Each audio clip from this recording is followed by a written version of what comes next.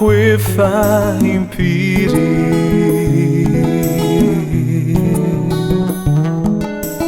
ny voady fa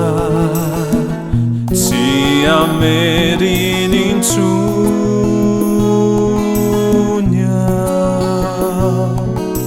tsy lasa lavitra akory de namerina helokindray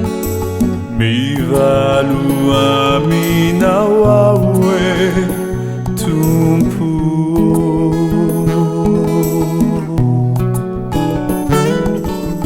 ny ventsovetsonay tompo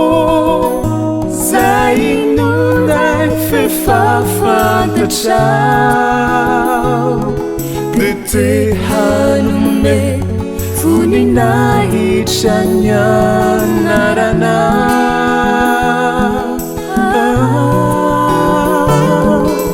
nefa tsy hoanay mihitsy raha tsy kasy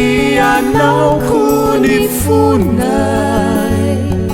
meteza hanamboatry zany ianao re Jesosy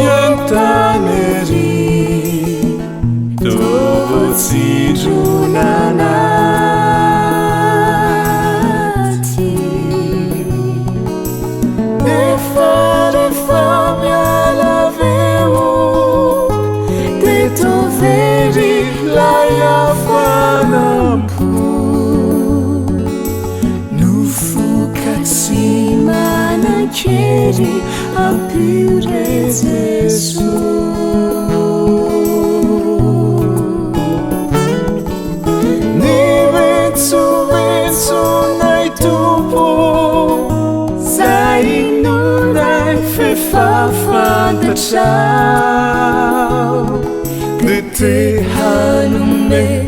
voninahitra ny anarana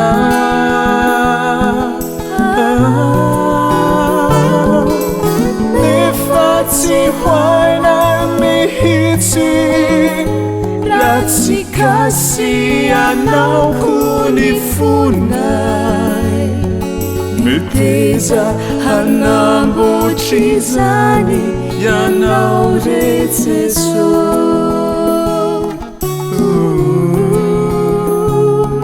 meteza hanamboatry zany ianao re Jesosy